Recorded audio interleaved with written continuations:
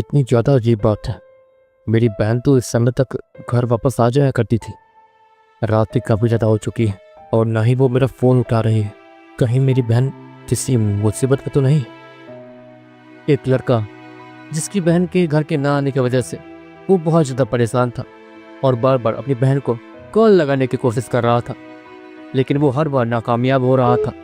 जिसके बाद हमारा हीरो, जिसका नाम शौर्य है, वो एक खिड़की के सामने जाके खड़ा हो जाता है और सामने का नज़ारा देखने लगता है। दूसरी तरफ सीन शिफ्ट होता है और हमें दूसरी बिल्डिंग को दिखाया जाता है, जहाँ पर एक खूबसूरत सी लड़की एक चेयर से बंधी हुई थी और उस लड़की के सामने कुछ लोग भी खड़े थे जो कि उससे ऊपर से नीचे तक बार बार घूरे जा रहे थे। तुम सब आखिर हो कौन और तुम सभी को मुझसे क्या चाहिए? वो लड़की जो कि चेयर से बंधी हुई थी और वो और कोई नहीं बल्कि हमारे हीरो शौर्य की ही बहन है। वो अपने सामने मौजूद लड़कों को देखते हुए कहती है और वो सारे के सारे लड़के जो कि उस लड़की के सामने खड़े थे सभी एक साथ हंसने लगते हैं। जरा देखो तो इसे कितनी बोली बन रही है। नाटक तो ऐसे कर रही है जैसे किसी कुछ पता ही ना हो। तुम्हारे छोटे भाई ने हमारे छोटे मालिक का जो हाल किया उसकी भरपाई तुम्हें तो करनी होगी। उनमें से एक आदमी आगे आते हुए कहता, लेकिन शौर्य की बहन जिसका नाम अनन्या था, वो ये सोच रही थी कि आखिर उसके भाई ने ये किया कैसे, क्योंकि जहाँ तक है उसकी बहन को साफ साफ पता था कि उसका भाई बहुत ज़्यादा कमज़ोर है, बहुत ज़्यादा। अजीब बात है, मेरा भाई तो हर चीज़ में बहुत ज़्यादा पीछे है और बहुत ज़्यादा कमजोर और बहुत ज़्यादा डरपोक भी। तो फिर ये सब कैसे? अनन्या अपने मन ही मन सोचती है और सामने उन सभी को देखने लगती है। एक मिनट कहीं तुम्हें ये तो नहीं लग रहा कि तुम्हारा भाई आकर तुम्हें बचा लेगा? अगर तुम ऐसा सोच रही हो तब तो तुमसे बड़ा बेवकूफ और कोई है ही नहीं, क्योंकि तुम्हारे भाई से ज्यादा कमजोर लड़का इस दुनिया में नहीं कभी पैदा हुआ है और ना ही कभी।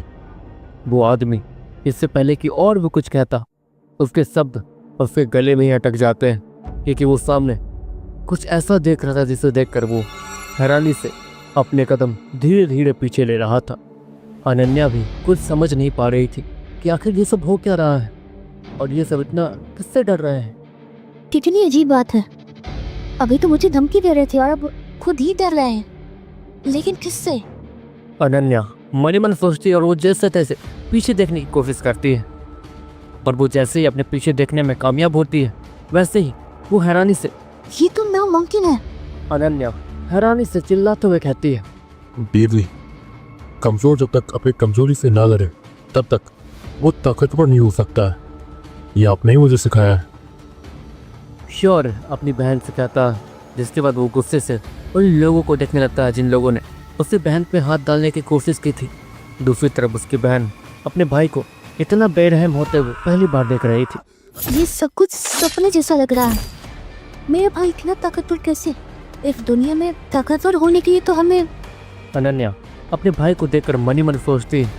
ऑफकोर्स वो बहुत ज़्यादा हैरान थी, क्योंकि ये एक ऐसी दुनिया है जहाँ पर लाखों साल बीतने के बाद जहाँ पर ह्यूमन इवॉल्व होकर बंदर से आज इंसान बन पाए, वैसे ही इस कुदरत ने दुनिया में सारे जीव जंतु और छोटे मोटे जानवर और बड़े बड़े जानवर उन सभी को भी इवॉल्व होने की ताकत देती। जैसे कि ह्यूमन बंदर से इवॉल्व होकर इंसान बने, वैसे ही यहाँ के छोटे मोटे जानवर इवॉल्व होकर बड़े बड़े मॉन्स्टर्स में बदल गए और इसी के साथ पूरी धरती पे मॉन्स्टर्स का राज हो गया और इसी के साथ ह्यूमंस हमेशा डर कर घर में छिप कर रहने लगे। लेकिन कुछ ह्यूमंस जो कि ऐसा नहीं चाहते थे, वो बाहर खुलकर सांस लेना चाहते थे, वो सब भी हमेशा बाहर निकलकर उन मॉन्स्टर्स का पीछा करते थे।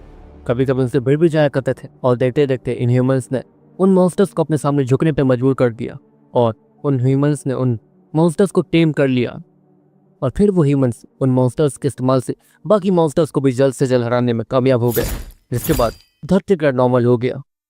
लेकिन ऐसे ह्यूमंस जो कि मॉन्स्टर्स को हराने में कामयाब हो जाते थे और उन्हें अपने सामने झुकने पर मजबूर कर लेते थे और मॉन्स्टर्स को टेम कर लेते थे, ऐसे इंसानों को समय के साथ साथ बीस्ट टेमर कहा जाने लगा।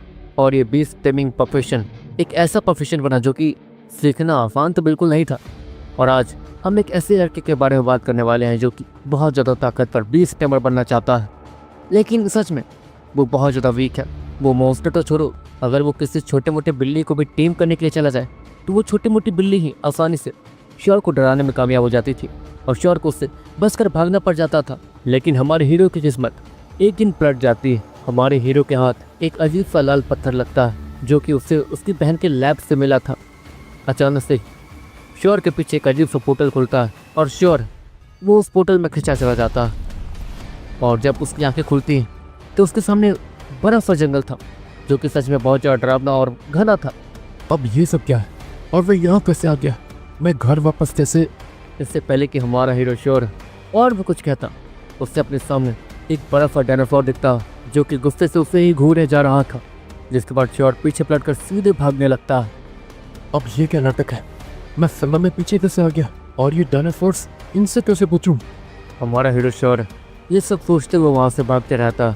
और अब देखना ये है कि हमारा हीरो जो कि एक बिल्ली तक से डरता था, वो इस प्राचीन समय में आने के बाद क्या क्या कमाल दिखा पाता है और अपने आप को ताकतवर कैसे बनाता है, और क्या वो यहाँ के बड़े बड़े और खूंखार प्राचीन बीस्टों से अपनी जान बचा पाता है, और क्या वो इन प्राचीन बीस्टों को अपने सामने झुकने पर और उन्हें टेम करने में कामयाब हो पाएगा। क्या था उस लाल पत्थर का सच? जानने के लिए आप ये पूरी कहानी सुन सकते हैं हमारे नमन स्टोरी बुक चैनल के ऊपर।